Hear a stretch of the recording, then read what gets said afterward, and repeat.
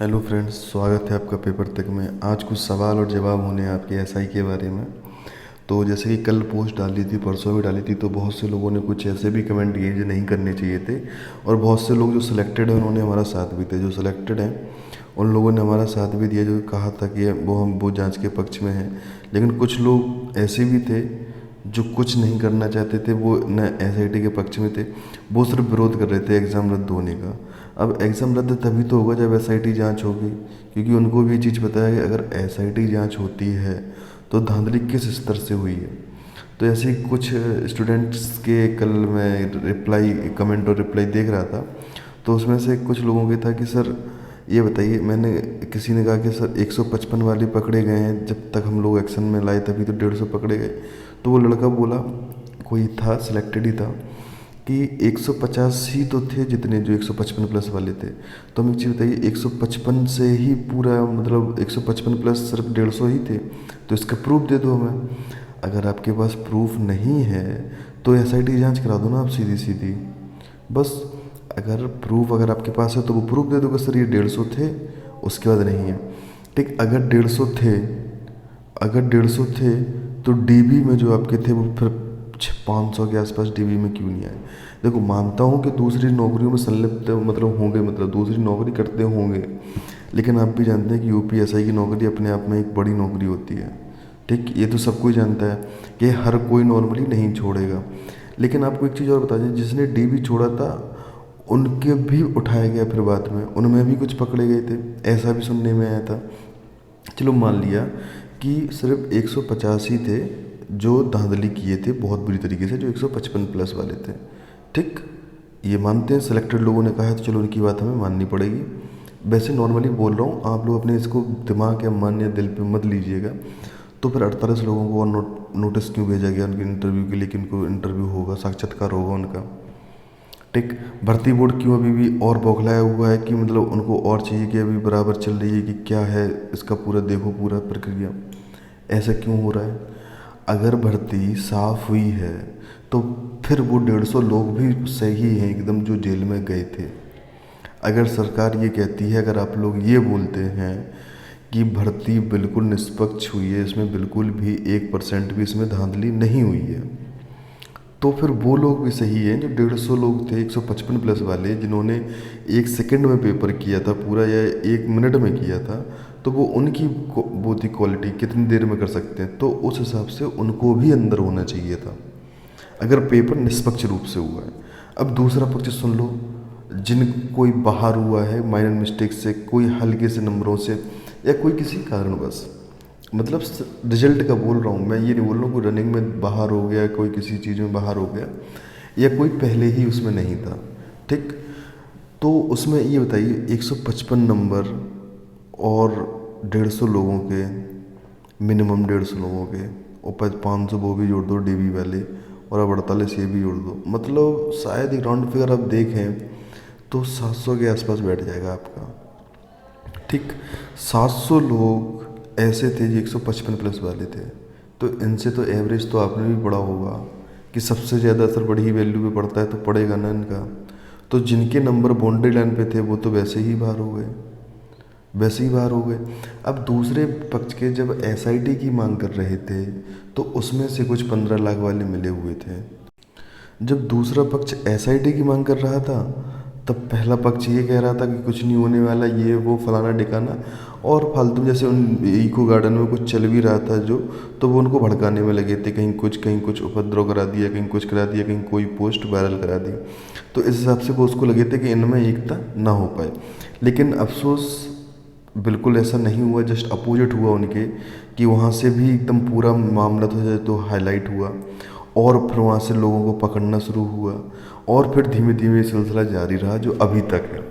ठीक, अगर अब एक चीज़ और देखते हैं, अगर सिर्फ एसआईटी जांच पे ही आप लोग मान जाते, सिलेक्टेड अगर हम लोगों का साथ देते, मतलब हम लोगों का मतलब ये है कि मतलब जो सेकंड पक्ष है उनका, तो अगर उनका भी अगर साथ दे देते आप लोग, तो आज एग्ज़ाम री एग्ज़ाम की कोई नौबत ही नहीं आती।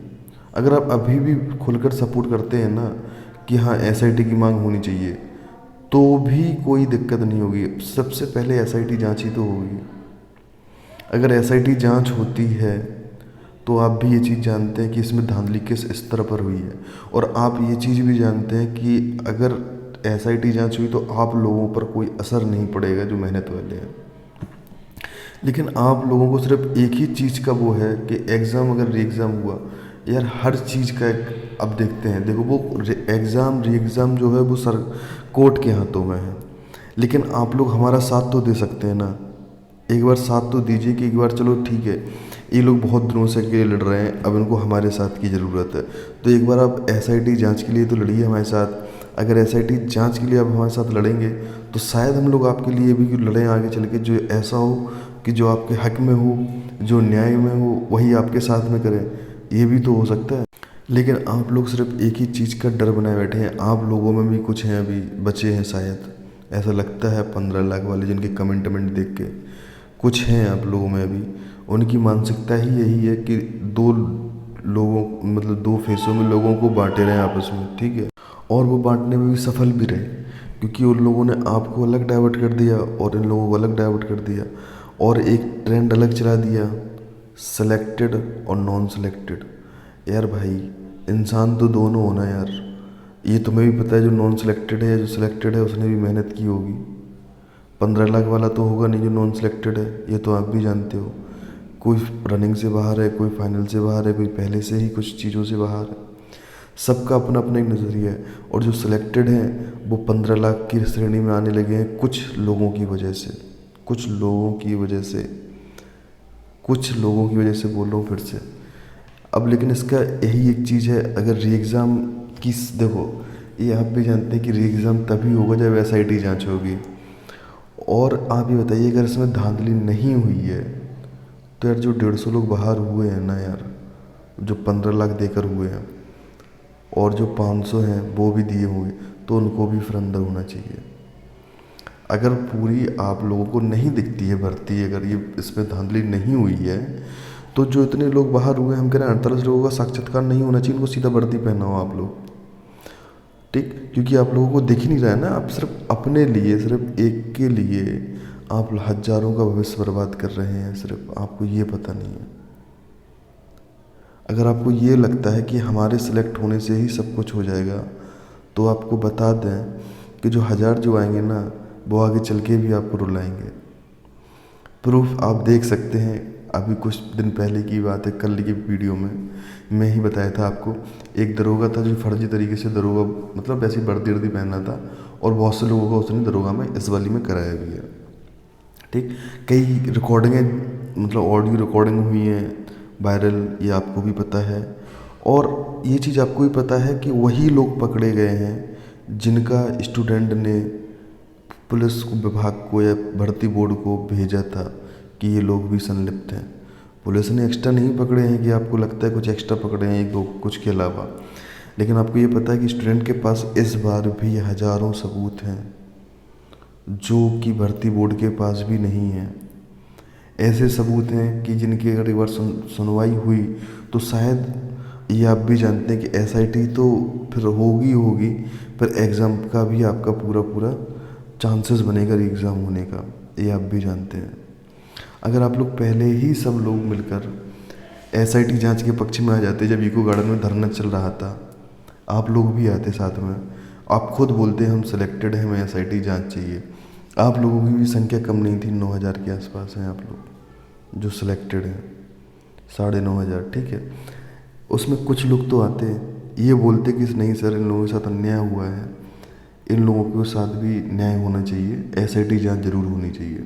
आप लोग तो अंदर थे, आप लोगों को दिक्कत ही नहीं थी कोई, तो उससे ये दिक्कत नहीं होती। अगर एसआईटी अगर जांच हो जाती ना, तो जो लेखपाल की भर्ती हुई है, फॉरेस्ट गार्ड की हुई है, ये तो आपको भी पता है, तो इसमें भी ये बताइए, तो इसमें भी आपको दिक्कत ना होती कुछ, क्योंकि आपके कुछ लोग थे जो इसमें चले जाते, लेकिन वही हुआ, आप लोगों ने साथ नहीं दिया, तो ये जो लेखपाल था उसमें भी धांधली शुरू हो गई और इसमें भी धांधली शुरू। आए दिन लेखपाल में भी पकड़े जा रहे हैं, जैसे कि अभी देख लो, जमानत की अर्जी मांगी थी, जमानत इनकी खारिज कर दी गई, और ऐसे ही फॉरेस्ट गार्ड में हुआ था यार, 655 वैकेंसी थी शायद फॉरेस्ट गार्ड की, ठीक है, 2019 का पेपर था यार, ठीक, उसमें भी लिंक लगा दी गई। अब बताओ ग्रुप डी तक का पेपर लीक हो रहा है, इससे बड़ी बात क्या हो सकती है, आप ये बताइए मुझे। ऐसी कोई भी एक भी वैकेंसी नहीं बच रही है कि कोई भी पेपर लीक ना हुआ हो। ठीक, अब लोग बोलते हैं उत्तराखंड है, उससे यूपी का क्या लेना देना है, कहीं पाकिस्तान का जैसे फ्लड से गिर देना।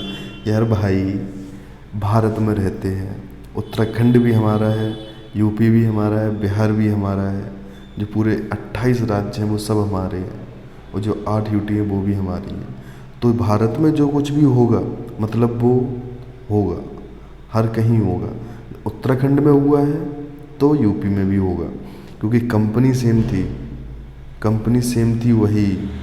ठीक है, ये सुन लो आप लोग, कंपनी सेम थी वही, फिर से बोल रहा हूँ, अगर उत्तराखंड में हुआ है तो यूपी में भी होगा, क्योंकि हमारी कोर्ट भी बोलती है ये चीज़ तो।